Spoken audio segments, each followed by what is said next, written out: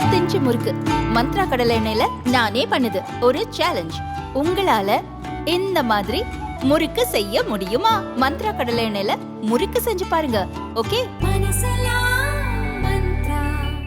கோவில் மசூதி மோதல்களுக்கு முடிவு கட்டுமாறு RSS தலைவர் மோகன் பகவத் கூறிய கருத்துக்கு சங்கராச்சாரியர்கள், மடாதிபதிகள் மற்றும் துறவிகள் எதிர்ப்பு தெரிவித்துள்ளனர். ராஷ்டிரிய ஸ்வயம் சேவக் தலைவர் மோகன் பகவத் கடந்த வாரம் பூனே நகரில் பேசும்போது, அயோத்தியில் ராமர் கோவில் கட்டப்பட்ட பிறகு கோவில் மசூதி தொடர்பாக புதிய பிரச்சனைகளுக்கு இனி இடமில்லை. இதுபோன்ற பிரச்சனைகளை கிளப்பி சிலர் இந்துக்களின் தலைவர்களாக முயற்சிப்பதை ஏற்க முடியாது என்று தெரிவித்துள்ளார். RSS தலைவரின் இக்கருத்துக்கு சமாஜ்வாதி முஸ்லிம் எம்பிக்களும் முஸ்லிம் தலைவர்கள் சிலரும் வரவேற்பு தெரிவித்தனர்.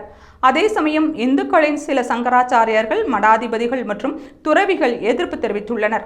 இது குறித்து அகில பாரத துறவிகள் அமைப்பின் பொதுச் செயலாளர் சுவாமி ஜிதேந்திரநாத் சரஸ்வதி கூறும்போது, இந்த விவகாரத்தில் பகவத்ஜி ஒதுங்கி இருப்பது நல்லது.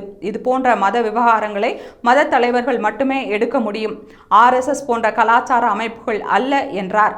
ஜோதி பீடத்தின் சங்கராச்சாரியார் அவிமுக் தேஸ்வரானந்த் கூறுகையில், தங்கள் வழிபாட்டு தலங்களை இடித்து அவற்றில் தொழுகை நடத்துவதால் இந்துக்கள் வருந்துகின்றனர்.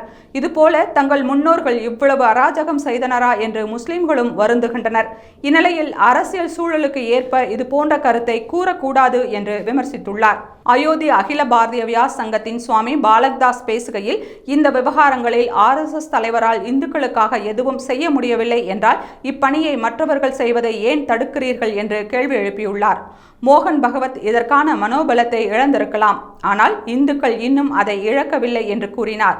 இதுபோல் அயோத்தி ராமர் கோவிலின் தலைமை பண்டிதர் சத்யேந்திர தாஸ், அயோத்தி ஹனுமான் கோவிலின் தலைமை பண்டிதர் மங்கத் ராஜுதாஸ், துளசி பீடாதீஸ்வரர் ஜெகத்குரு ராம் பக்தாச்சாரியார் உள்ளிட்டோரும் எதிர்ப்பு தெரிவித்துள்ளனர்.